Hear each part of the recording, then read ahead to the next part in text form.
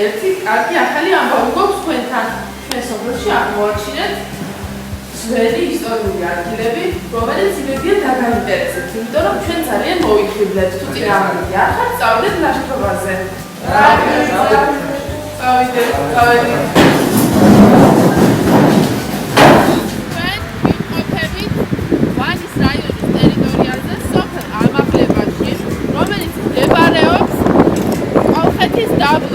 ზღვის დონიდან 100 მეტრზე. სოფელ ამაღლებაში. ყველაზე მაღალი ადგილია ინაშაუში ჯოჯოურის მთაზე არსებული ტყის მასივი 170-180 მეტრი.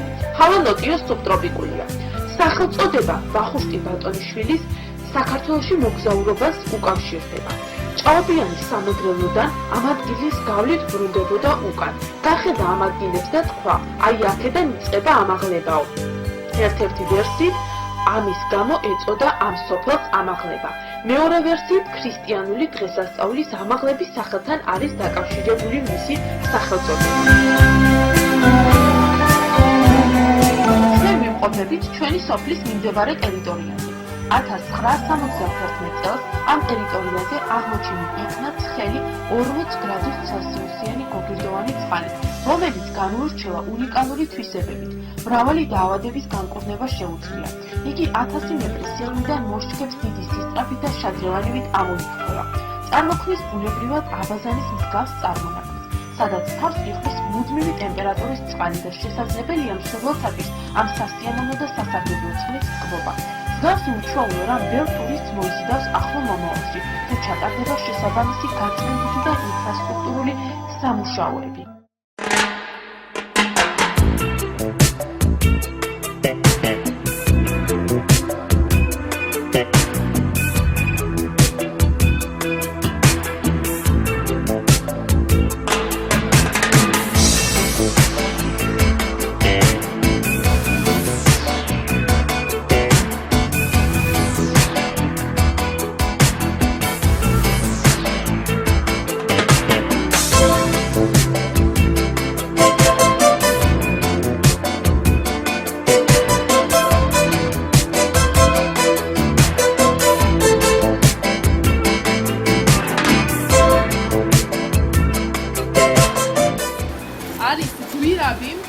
გამოედინება გოგირდოვანი წყალი. ამ ადგილს ზოგადად ტერიტორიას გოგირდოვანი წყლებსა და კვინის წყალს ამ ადგილს ეწოდება ჭოკიანი. არსებობს თქმულება ხალხის მიერ შემონახული, რომლის თანახმადაც აქ ყოფილა გაუვალი ჭაობიანი ადგილი, სადაც აუცილებელი იყო გავლა, მაგრამ მოსახლეობა ვერ ახერხებდა და იძახოდნენ დახმარების საშუალად ვინმე ჭოკიანი მოგვეშველოსო და აქედან წარმოიშვა სახელწოდება და დღემდე ატარებს ამ სახელს ეს ადგილი.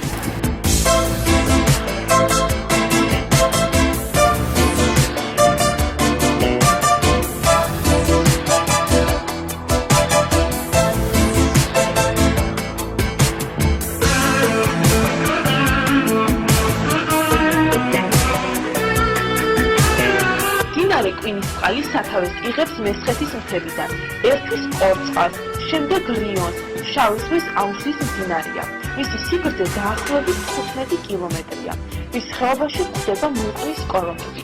მდიდარია თევზით, ღორჯო, წვერა, ხაშაყი, კალმახი, ნაფოტა, გველთევზა ეს სახეობებია, რომელიც კვინის წყალში ბინადრობს. მთაში ინტენსიური თოვლის ცნობის დროს ძირითადად ადრე-ზაფხულში წყალუხვია და ძლიერ დიდდება. წყალდიდობის დროს შეშინებული მოსახლეობა გაიძახოდა. ყვირის წყალი ყვირის წყალიო.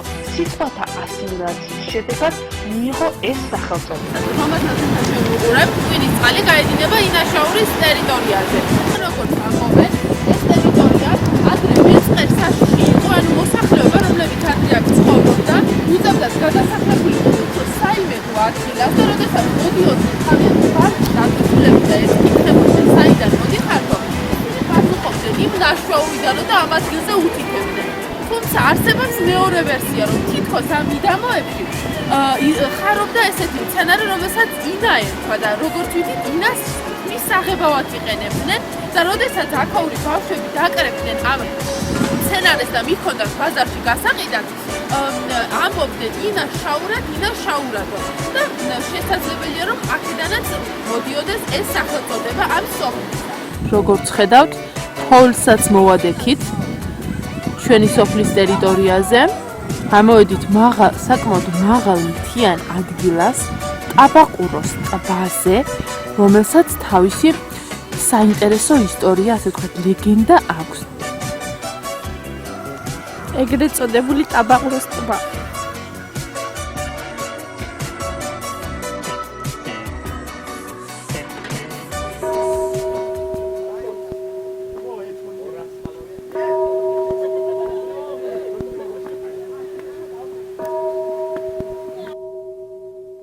მაცხოვრის ამაღლების სახელობის ეკლესია მდინარე კვინისწყლის მარჯვენა სანაპიროზე მდებარეობს. უძველეს დროში ბერთა სადგომი უნდა ყოფილიყო. მე-17 საუკუნის დასაწყისში უნდა იყოს აგებული, სავარაუდოდ 1615 წელს. 1731 წლის ვახუშტისეულ რუკაზე ამაღლების საყდარია აღნიშნული. მოერთვის რიონს სამხრეთიდან ამაღლების ხევი, ამაზედ არს მონასტერი ამაღლებას, დიდი გუმბათიანი, არშვენიერ ადგილს და აწხუცის ამარად. სამფასადიანი ნაგებობა უნდა ყოფილიყო. სოფელს ამ ხანამდე სხვა სახელი ერქვა. ქრისტეს ამაღლების სახელობის საყდრის აგების შემდეგ ეწოდა ამაღლება. რაჭის ბარის ერისთავების საძვალეს წარმოადგენდა. საბოლოოდ მრავალი ნგრევის შედეგად აღდგენილ იქნა 1999 წელს ამერიკელი ქველმოქმედის ტომას გერჰარტისა და ადგილობრივი მოსახლეობის დახმარებით.